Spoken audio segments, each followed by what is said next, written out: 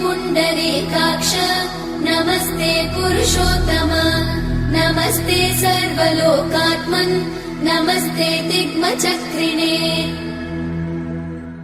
In the holy abode of Sri Rangam in Tamil Nadu, there is a magnificent temple of Lord Ranganath. Constructed in the Dravidian style of architecture, this temple is acclaimed to be the world's largest functioning Hindu temple. The deity in the main temple is a two-handed form of Lord Vishnu reclining on the divine serpent Anantashesha. The self-manifested shrine of Lord Vishnu is the foremost of the 108 Vishnu temples. Witnessing Lord Ranganath on the day of Vaikunta Ekadashi out of the door to paradise is a divine vision to behold. Thousands of devotees come to just take a glimpse of Ranganatha Swami every day.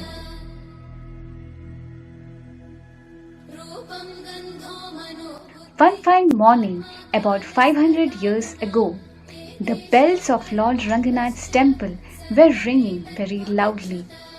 The whole atmosphere was filled with the divine chants of the shlokas. Among these people was a simple Brahmana who used to come to the temple every day and recite the Bhagavad Gita for the pleasure of the Lord. As usual, he sat near the temple wall and started reciting the Bhagavad Gita. He was not a scholar, therefore he was finding it difficult to recite the shlokas. Some proud Brahmanas who were sitting beside him started teasing him, saying, "Why are you reading Bhagavad Gita as if you are a great scholar? Just stop it." Some laughed at him. The simple Brahmana just closed his eyes and meditated on the words of his Guru. Recite the Bhagavad Gita every day with the instructions which his Guru had given to him. He thought to himself, whatever may happen, I will follow the instructions of my Guru. It doesn't matter what others say about me. Thinking so, he completely got absorbed in reciting the Bhagavad Gita. Suddenly, tens and thousands of people inside the temple started talking to each other. Did you hear?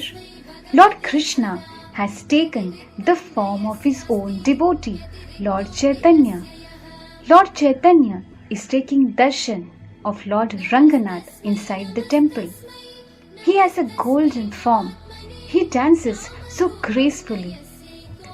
He is indeed the Lord himself.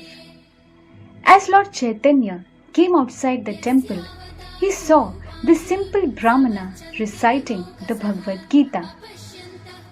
When he went closer to the Brahmana, he saw tears were flowing from his eyes. Lord Chaitanya thought to himself, what was in Bhagavad Gita that is making him cry? When he went nearer to the Brahmana and inquired what was he doing, the Brahmana got up from his seat and paid respects to Lord Chaitanya and said, "My Guru has instructed me to recite the Bhagavad Gita daily, although I am not able to do it well."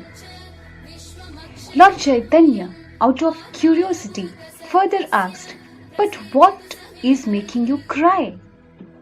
The Brahmana said, "When I think of Lord Krishna as Parthasarthi, the chariot driver sitting on the chariot of Arjuna, it makes me cry.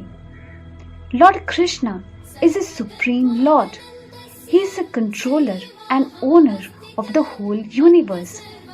Still, out of love for his devotees, he is ready to take the position of a chariot driver. Whenever I read the Bhagavad Gita, I think how Lord Krishna loves his devotees, and that brings tears of joy and gratitude in my eyes." Hearing this, Lord Chaitanya embraced the humble Brahmana and said, "You have truly understood the Bhagavad Gita. Seeing your sincere efforts to please your Guru, Lord Krishna is pleased with you. Therefore, you can understand the Bhagavad Gita than anybody else." This conversation was overheard by the proud Brahmanas, and they were ashamed of themselves. By the grace and embrace of Lord Chaitanya, the Brahmana's heart was filled with God's love. Today's story teaches us three things. As the Brahmana tolerated the teasings, we should learn to tolerate small problems to attain bigger goals in our life. A true disciple is the one who follows Guru's instructions with determination and humility. And last but not the least is that it is not the perfection of endeavor but the sincerity of our efforts that attracts God's mercy. Hope you liked today's story. Stay tuned for yet another session of Wisdom Tales on Vedica online. Till we meet again, Namaskar.